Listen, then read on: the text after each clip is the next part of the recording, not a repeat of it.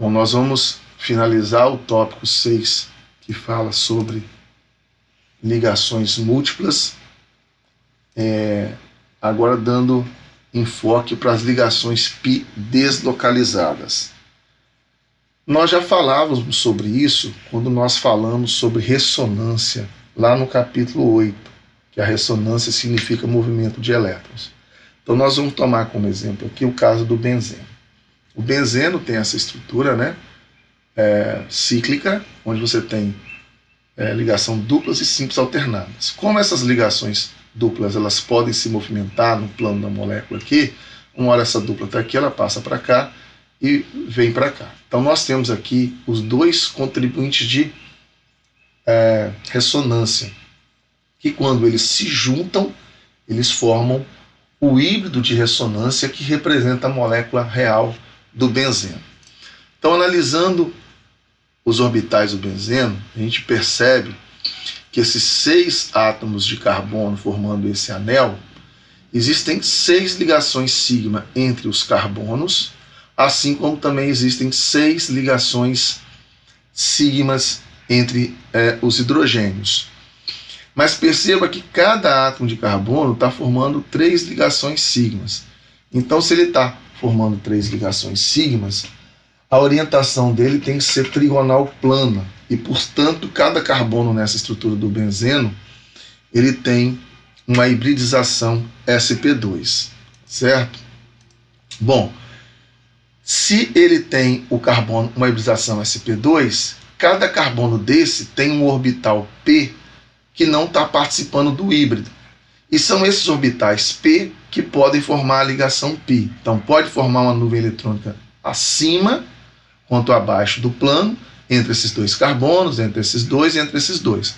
Como essas ligações π também elas poderiam ocorrer entre esses dois, ou esses dois e esses dois, orbitais π dos átomos de carbonos vizinhos, isso indica que essas ligações π, na verdade, elas estão mudando de posição o tempo todo, gerando uma nuvem eletrônica cíclica tanto acima quanto abaixo do plano da molécula do benzeno, já que essa molécula de benzeno ela é planar, porque todos os átomos de carbono têm uma geometria trigonal plana.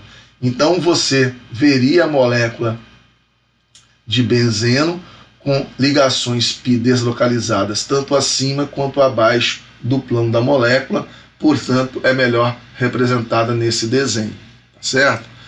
Então nós também, como analisamos a estrutura do benzeno, a gente já verifica experimentalmente que todas as ligações carbono-carbono elas têm o mesmo comprimento na molécula de benzeno.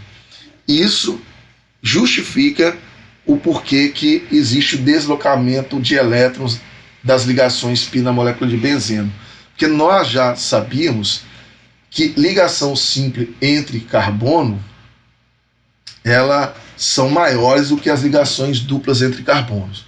Só que na molécula de benzeno, essas ligações elas são um pouco maiores do que uma ligação dupla e um pouco menor do que uma ligação simples, tendo um valor de uma ligação como se fosse uma ligação e meia, né? Não, entre uma dupla e uma simples.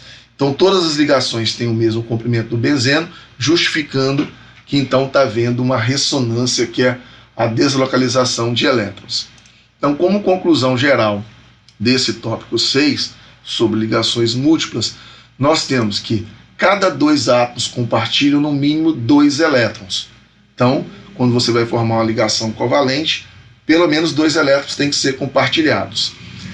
E esses elétrons, se apenas 2 elétrons estão sendo compartilhados, esses 2 elétrons ficam sempre localizados no mesmo eixo entre os 2 núcleos dos átomos que estão formando a ligação. E essa ligação sempre vai ser uma ligação sigma. Então, toda vez que tem uma ligação simples, essa é uma ligação sigma, e a ligação sigma ela está sempre localizada entre os 2 núcleos dos átomos que estão formando a ligação química. Agora, se 2 átomos compartilham mais do que um par de elétrons, o segundo e o terceiro par de elétrons formam ligações π, né? Por exemplo, se você tem uma ligação dupla, você vai ter que ter uma ligação sigma localizada, e você pode ter uma ligação, deve ter uma ligação π para formar ligação dupla. Caso você tenha uma ligação tripla, você vai ter uma ligação sigma e duas ligações pi, como nós mostramos nos exemplos anteriores. Quando as estruturas de ressonância são possíveis, a deslocalização também é possível. Então, se é possível você mostrar que os elétrons estão em movimento, então é possível então você desenhar estrutura de ressonância, como nós vimos no exemplo do benzeno. Então, nós finalizamos agora esse capítulo 9, onde nós falamos sobre geometria molecular e teoria de ligação.